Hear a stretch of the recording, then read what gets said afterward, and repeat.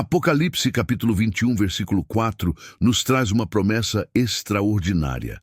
Ele enxugará toda lágrima dos olhos, não haverá mais morte, nem tristeza, nem choro, nem dor. Pois a antiga ordem das coisas já passou. Esta é a promessa de Deus para toda a humanidade. E durante seu ministério terreno, Jesus demonstrou esse poder de restauração através de inúmeros milagres de cura. Hoje, vamos explorar essas histórias que revelam não apenas o poder divino, mas também a importância da fé. Marcos capítulo 1, versículo 29. Assim que saíram da sinagoga, entraram na casa de Simão e André, com Tiago e João. A sogra de Simão estava de cama, com febre, e imediatamente lhe contaram a respeito dela. Imaginem a cena: uma mulher enferma, impossibilitada de servir sua família, acamada com febre. Jesus não hesita, ele se aproxima. Então ele se aproximou, tomou-a pela mão e a levantou imediatamente. A febre a deixou e ela o serviu. Que transformação instantânea! Do leito de doença à plenitude de saúde em um único toque. E mais, ela não apenas foi curada, mas imediatamente pôs-se a servir. A verdadeira cura não nos deixa passivos, ela nos capacita para o serviço. E a história não termina aí. Ao anoitecer, depois do pôr do sol, trouxeram-lhe todos os enfermos e endemoniados, e toda a cidade se reuniu à porta. Jesus curou muitos que sofriam de várias doenças e expulsou muitos demônios. A notícia de um único milagre atraiu uma cidade inteira. Lucas capítulo 8, versículo 49, nos apresenta uma das histórias mais comoventes. Enquanto Jesus ainda falava, veio alguém da casa do chefe da sinagoga dizendo: "Sua filha morreu. Não incomode o mestre." Que notícia devastadora! Um pai já desesperado agora enfrenta a pior notícia possível. Mas observem a resposta de Jesus: "Não tenha medo, apenas creia, e ela será curada. Apenas creia." 3 palavras poderosas contra um mar de desespero. Ao entrar na casa, não permitiu que ninguém entrasse, exceto Pedro, Tiago, João e os pais da menina.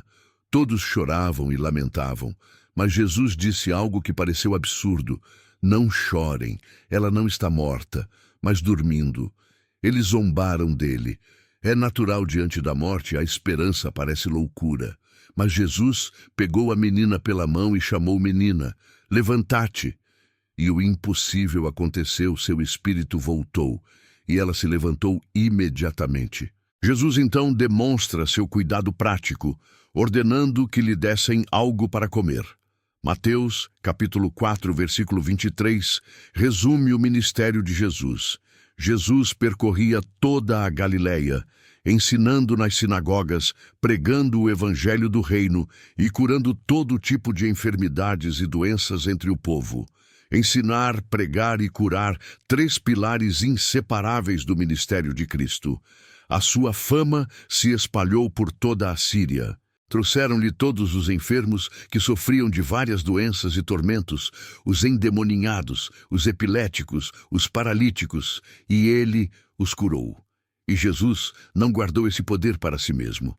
Mateus capítulo 10, versículo 5, nos mostra: Jesus enviou estes 12 e ordenou-lhes, dizendo: "Vão antes às ovelhas perdidas da casa de Israel e, indo, preguem, dizendo: o reino dos céus está próximo, curem os enfermos, purifiquem os leprosos, ressuscitem os mortos, expulsem os demônios." Então vem a chave: de graça vocês receberam, de graça deem. Marcos capítulo 2, versículo 17, revela o coração da missão de Jesus. Os que têm saúde não precisam de médico, mas sim os doentes.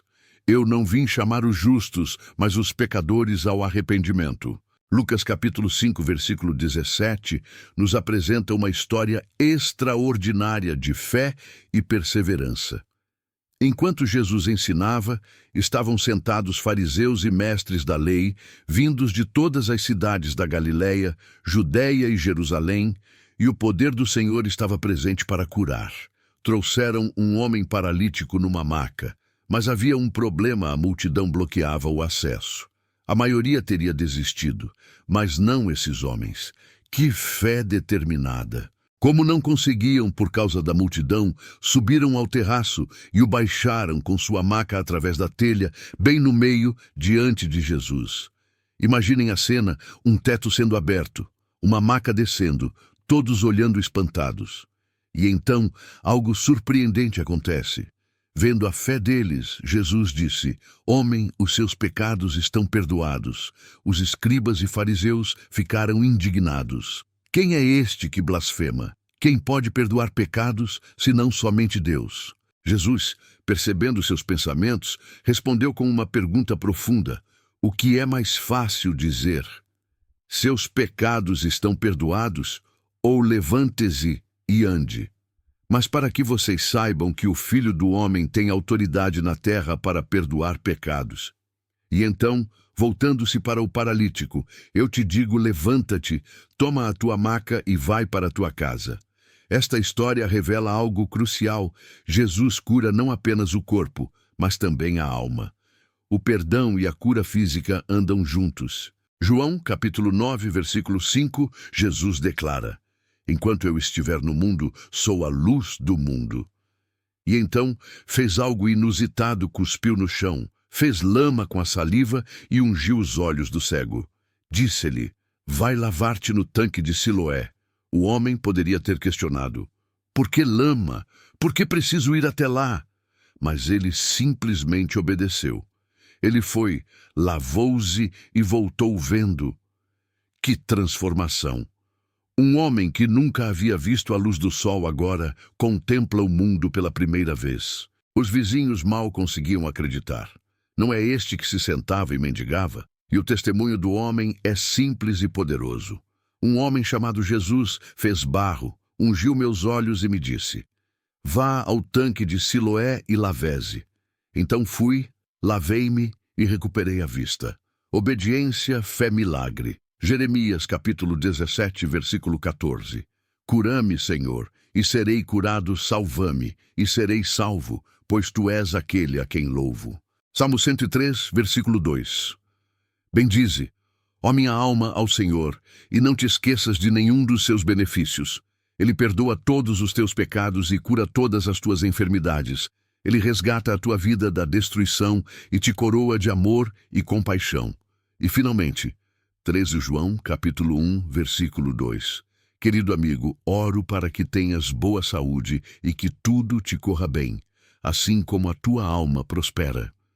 Estas histórias nos ensinam que Jesus não mudou. Seu poder, sua compaixão e seu desejo de curar permanecem os mesmos. Ele continua sendo o grande médico, aquele que cura corpo, alma e espírito. Que possamos ter a fé da sogra de Pedro, a coragem de Jairo, a perseverança dos amigos do paralítico e a obediência do cego de nascença. Creia, apenas creia, e verá a glória de Deus.